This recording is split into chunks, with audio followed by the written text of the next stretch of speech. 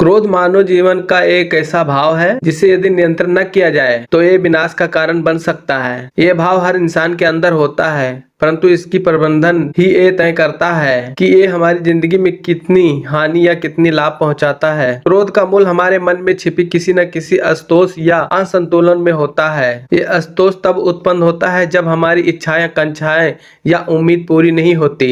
जैसे कोई घटना, व्यक्ति या परिस्थिति हमारे अनुकूल नहीं होती, हम तुरंत क्रोध की प्रतिक्रिया देने लगते हैं। प्राचीन भारतीय धर्म ग्रंथों में बताया गया है कि क्रोध एक स्वाभाविक भावना है जो हर व्यक्ति के अंदर होता है। भगवान श्री कृष्ण ने भगवद गीता में क्रोध को एक ऐसी भावना बताया है जो हमारे मस्तिष्क को अंधकारमय कर देती है और हमें सत्य और धर्म से विमुख कर देती है। उन्होंने ये भी कहा है कि क्रोध हमारी आत्मा को नीचे खींचकर नरक की ओर ले जाता है। जब कोई व्यक्ति हमारी प्रशंसा करता है तो हम प्रसन्न होते हैं और अपने मन में गर्व महसूस करते हैं, लेकिन जब कोई हमारी आलोचना करता है, हमें बुरा भला कहता है, तो हमारी स्वाभाविक प्रक्रिया होती है कि हम क्रोधित हो जाते हैं। ये मानव स्वभाव है, परंतु सवाल यह है कि क्या हम अपने इस स्वभाव को बदल सकते हैं? क्या हम अपनी प्रतिक्रियाओं को नियंत्रण कर सकते हैं? क्रोध के बस में आकर हम ऐसी बात कह जाते हैं, ऐसा काम कर जाते हैं कि जिसका परिणाम बाद में पछताना पड़ता है। जैसे कि किसी प्रियजनों को चोट पहुंचाना, अपशब्द कहना, कभी कभी हिंसा का सहारा लेना। क्रोधी मनुष्य कई बार ऐसी गलतियां कर बैठता है जिनका परिणाम बहुत हानिकारक होता है। उदाहरण के तौर पर क्रोध के कारण रिश्तों में दरार आ जाती है। क्रोध की वजह से सबसे अधिक नुकसान रिश्तों का होता है, चाहे वो पति पत्नी का रिश्ता हो, माता पिता और बच्चों का हो या दोस्त का। क्रोध की वजह से रिश्तों में दरार आ जाती है। जब क्रोध में हम किसी परिजनों को अपशब्द कहते हैं, वो बात लंबे समय तक उनके मन में बसी रहती है।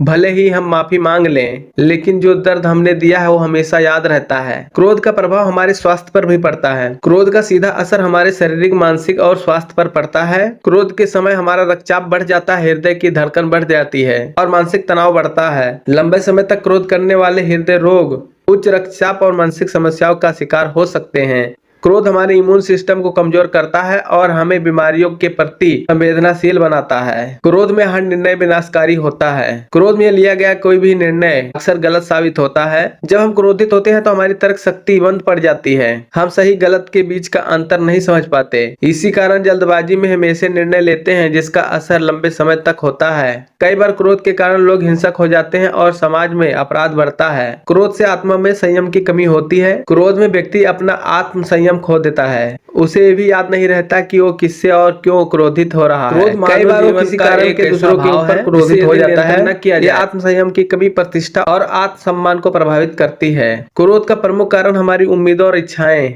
जब हमारे आसपास की दुनिया हमारे अनुकूल होती है या हमारी अपेक्षाओं के विपरीत होता है तो हम क्रोधित हो जाते हैं। इसके प्रमुख कारण हो सकते हैं जब हमारा अहंकार जाग उठता है, जब कोई हमारी प्रतिष्ठा पर चोट करता है या हमारी प्रतिष्ठा को चुनौती देता है तो हमारा अहंकार जाग उठता है। हम अपनी प्रतिष्ठा को बचाने के लिए तुरंत क्रोधित हो जाते हैं। असुरक्षा, जब हमें लगता है कि हमारी किसी चीज को, चाहे वो भौतिक संपत्ति हो या हमारा संबंध खतरे में हो, तो हम क्रोध से भर जाते हैं। यह भावना हमारी असुरक्षा की भावना को प्रेरित करती है। अन्याय, जब हमें लगता है कि हमारे साथ अन्याय हो रहा है या किसी प्रियजन के साथ गलत हो रहा है तो हम प्रतिक्रिया स्वरूप क्रोध व्यक्त करते हैं। क्रोध का प्रबंधन, क्रोध को नियंत्रण कठिन हो सकता है लेकिन असंभव नहीं है। इसके लिए आवश्यक है कि हम कुछ बुनियादी रणनीतियों को अपने जीवन में अपनाएं। इनमें से कुछ इस प्रकार हैं। नंबर 1 पर है स्वयं पर ध्यान दें। सबसे पहले जब भी आप क्रोधित हों तो कुछ पल रुकें और अपने पे विचार करें। भावनाओं को पहचानें और खुद से पूछें कि आप क्यों क्रोधित हो रहे हैं। इसका मूल कारण ये है, इससे आपको अपने क्रोध को बेहतर ढंग से समझने और नियंत्रण करने में मदद मिलेगी। दूसरा, ध्यान और योग से क्रोध की स्थिति में शांत रह सकते हैं। ध्यान और योग जैसी प्राचीन भारतीय विधाएं आपके मन को शांत रखने में मदद कर सकती हैं। नियमित ध्यान योग करने से आप अपने मन को शांति प्रदान कर सकते हैं और क्रोध स्थिति में भी शांत रह सकते हैं।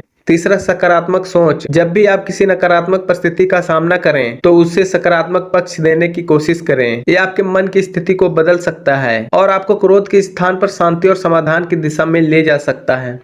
चौथा, संतुलित जीवन जिएं। एक संतुलित जीवन जीना जिसमें शारीरिक, मानसिक और आध्यात्मिक सभी पक्षों का ध्यान रखा जाए। क्रोध को नियंत्रण करने का सबसे अच्छा तरीका है 5वां, समझौतावादी बने।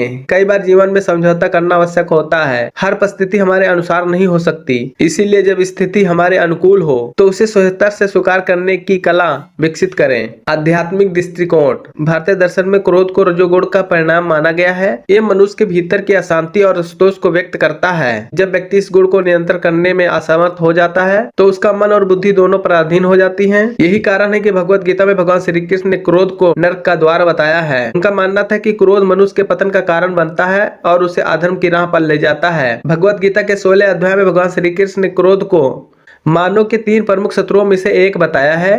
काम, क्रोध और लोभ, इन तीनों के कारण व्यक्ति अपने सही मार्ग से भटक जाता है और अधर्म के मार्ग पर चल पड़ता है। क्रोध का मुख्य कारण मनुष्य का अधीर और असहिष्णु होता है। जब मनुष्य किसी परिस्थिति को तुरंत अपने अनुकूल नहीं बना पाता तो क्रोधित हो जाता है। क्रोध मानव जीवन का एक निवारण अंग है, लेकिन इसका प्रबंधन और नियंत्रण अत्यंत आवश्यक है। जब तक हम अपने क्रोध को नहीं समझ पाते और उसे नियंत्रण नहीं करते, तब तक वो हमारे जीवन में हानि पहुंचाता रहेगा। हमें ये समझने की आवश्यकता है कि क्रोध का मूल कारण हमारी अपनी इच्छाएं और अपेक्षाएं हैं। जब तक हम इन पर नियंत्रण नहीं पाएंगे, तब तक क्रोध हमें प्रभावित करता रहेगा। भगवत गीता के अनुसार क्रोध को नियंत्रण करने का सबसे अच्छा तरीका संयम और धैर्य है। जब हम इन गुणों को अपने जीवन में अपनाते हैं तो हम क्रोध को अपने जीवन से बाहर निकाल सकते हैं। जीवन में शांति, सुख, समृद्धि तभी संभव है जब हम अपने क्रोध पर नियंत्रण पा सके। तो उम्मीद करते हैं आप सभी को हमारा ये वीडियो पसंद आया होगा। तो वीडियो पसंद आया है तो वीडियो को लाइक शेयर जरूर करें और ऐसे ही ज्ञानपूर्वक वीडियो देखने के लिए आप हमारे चैनल स्वयं हिंदू को सब्सक्राइब करना न भूलिए। और वीडियो देखने के लिए धन्यवाद।